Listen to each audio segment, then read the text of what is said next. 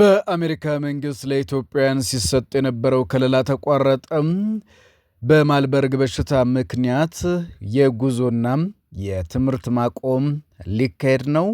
ይህን ጉዳይ በዝርዝር ይዘነው እንቀርባለን። ከአሜሪካው ጉዳይ እንነሳ። ፕሬዚዳንት ዶናልድ ትራምፕ የአሜሪካ መንግስት ለኢትዮጵያ ሲሰጥ የነበረውን ከለላ ማቋረጡን ገልጸዋል። ሰላም ጤና ይስጥልኝ። ከአራት አይን ዩቲዩብ ቻናላችን የዕለቱን መረጃዎች ወደ እናንተ እናደርሳለን። የአሜሪካ መንግስት ከ3 ዓመት በፊት ኢትዮጵያውያን በጊዜያዊ የህግ ጥበቃ በአገሪቱ ውስጥ እንዲኖሩ የተፈቀደበት አሰራር እንዳበቃም ገለጸ። የአሜሪካ መንግስት ይህን ጊዜያዊ የህግ ጥበቃ መብት የሚሰጠው በአገራቱ ግጭት፣ የተፈጥሮ አደጋ ወይም ሌላ ለደህንነታቸው አስጊ የሆነ የተለየ ስህተት ካለባቸው ሀገራቸው እንዲሄዱ ያደርጋል የተባለው። በዚህ የጥገኝነት መብት ውስጥ ተቀባይነት የሚያገኙ ስደተኞች በዩናይትድ ስቴትስ ውስጥ እንዲሰሩና ከሀገር እንዳይባረሩ የሚያደርግ ጊዜያዊ ከለላን ያገኛሉ። ይህ በትግራይ የተካሄደውን ጦርነት ተከትሎ በፕሬዝዳንት ጆ ባይደን አስተዳደር ለኢትዮጵያውያን ጥገኝነት ጠያቂዎች ሊሰጥ የነበረው ጊዜያዊ የህግ ጥበቃና አሁን በስደተኞች ላይ ጠንከር ያለ አቋም በሚያራምዱት ፕሬዝዳንት ዶናልድ ትራምፕ አስተዳደር እንዲያበቃ የተደረገው ውሳኔ ይፋ የተደረገው የአሜሪካ የአገር ውስጥ ደህንነት መስሪያ ቤት ኃላፊ የሆኑት ክርስቲኖም የመንግስት ውሳኔዎች በሚወጡበት የፌዴራል መንግስቱ መድረክ ላይ ባወጡት ማስታወቂያ ነው። የአገሪቱ ሁኔታን በመመርመርና ከሚመለከታቸው የአሜሪካ መንግስት አካላት ጋር በመመካከር ኃላፊዋ ኢትዮጵያ ለጊዜያዊነት የጥበቃ ኃላፊነት ወስደን የሰጠናቸው ሰዎች ኢትዮጵያ አሁን ሰላም በመሆኗም አሳልፈነዋል ይህንን ውሳኔ በማለት ገልጸውታል። የአሜሪካ መንግስት ይህን ህጋዊ ጥበቃ በመጀመሪያ ለ18 ወራት ተግባራዊ እንዲሆን ለኢትዮጵያውያን መስጠት የጀመረው ጥቅምት 11 2015 የወቅቱ የአገር ውስጥ ደህንነት መስሪያ ቤት ኃላፊም ኤሊያንድሮ ሜሮካስ ባወጡት መግለጫ ነበረ። በአሁኑ ወቅት ኢትዮጵያ ውስጥ የነበረው የትጥቅ ግጭት የተለየና ጊዜያዊ ሁኔታ ከግምት በማስገባት በአሜሪካ ውስጥ ህጋዊ የመኖሪያ ፈቃድ የሌላቸው ኢትዮጵያውያን ጊዜያዊ ህጋዊም ከለላ እንዲያገኙ ተፈቅዶ ላለፉት 3 ዓመታት ተግባራዊ ሆኖ ቆይቷል። ይህ ጊዜያዊ ህጋዊ ጥበቃም ለኢትዮጵያውያን በተፈቀደበት ጊዜ ወደ 27 ሺህ ይሆናሉ ተብሎ የሚገመት ኢትዮጵያውያን ተጠቃሚ ይሆናሉ ተብሎ ይጠበቅ እንደነበረ በወቅቱ የአገር ውስጥ ደህንነት መስሪያ ቤት ቃል አቀባይ ተናግረው ነበረ። የዚህ ጥበቃ ተጠቃሚ የሚሆን ኢትዮጵያውያን ይፋ ከመሆኑ በፊት በአሜሪካ ውስጥ ረዘም ላለ ጊዜ የቆዩ መሆናቸውን ማረጋገጥ ይጠበቅባቸው የነበረ ሲሆን ከተጠቀሰው ጊዜ በኋላም ወደ አሜሪካ መግባት እድሉ ተጠቃሚ እንደማያደርግ ተገልጾ ነበረ። ለስደተኞች ህጋዊ ከለላ በሚሰጠው በዚህ አሰራር ከኢትዮጵያውያን በተጨማሪ የሌሎች በርካታ ሀገራት ተጠቃሚ ሆነው ቆይተዋል። በከፍተኛ ሁኔታ ተጠቃሚ የነበሩ 600 ሺህ ቬንዙዌላውያን፣ 521 ሺህ ሄይቲያውያን መሆናቸው ይነገራል። ነገር ግን ፕሬዚዳንት ትራምፕ ወደ ስልጣን መምጣታቸውን ተከትሎ የአገር ውስጥ ደህንነት ባለስልጣናት በቅርቡ የበርካታ ሀገራት ዜጎች ከዚህ ዕድል ተጠቃሚነት ውጪ እንደሚሆኑም ተናግረዋል። አሁን ከከለላ ውጭ የተደረጉት ኢትዮጵያውያን ቀደም ብሎም የሄይቲ፣ የማንያማር፣ የደቡብ ሱዳን፣ የሶሪያ፣ የቬንዙዌላና የሶማሊያ ጊዜያዊ ህግ ጥበቃ የሚሰጣቸው ተጠቃሚ የነበሩ ከዚህ ቀደም ህጋዊ ጥበቃቸውን ያጡ ናቸው።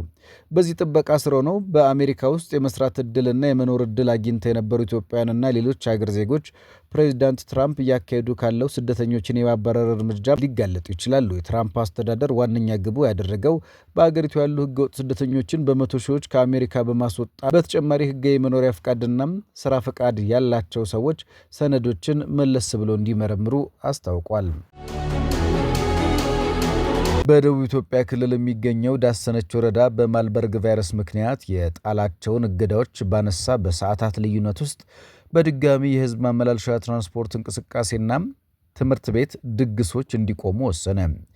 የወረዳው አስተዳደር ክልከላዎች የጣለው የማልበርግ ቫይረስ ወረርሽኝ ዳግም በሰዎች ላይ እየተገኘ መሆኑን በመጥቀስ መሆኑ ተገልጿል። በሽታው ለጥቂት ጊዜያት ያገገመ ወይም ደግሞ የጠፋ ቢመስልም ነገር ግን አሁንም በድጋሚ እየተስፋፋ ነው ተብሏል። የማልበርግ ቫይረስ ለመጀመሪያ ጊዜ የተገኘበት አሪዞን አጎራባች በሆነው ደቡብ ኦሞ ዞን ስር የሚገኘው ዳሰነች ወረዳ ክልከላውን ይፋ ያደረገው ትላንትና አርብ ታህሳስ 3 2018 ምሽት ነው። የወረዳ አስተዳደሩ እንደገለጸው ከሆነም የበሽታውን ስርጭት ለመግታት ያለመውን የመጀመሪያውን ክልከላም የጣለው ከ2 ሳምንት ገደማ በፊት ህዳር 24 ነበረ። ይህ ክልከላም 1 ሳምንት ከቆየ በኋላ በከፊል እንዲነሳ ተደርጎ ነበረ። በትላንትናው ዕለት ደግሞ እገዳዎቹ ሙሉ ለሙሉ እንደተነሱ ተገልጿል።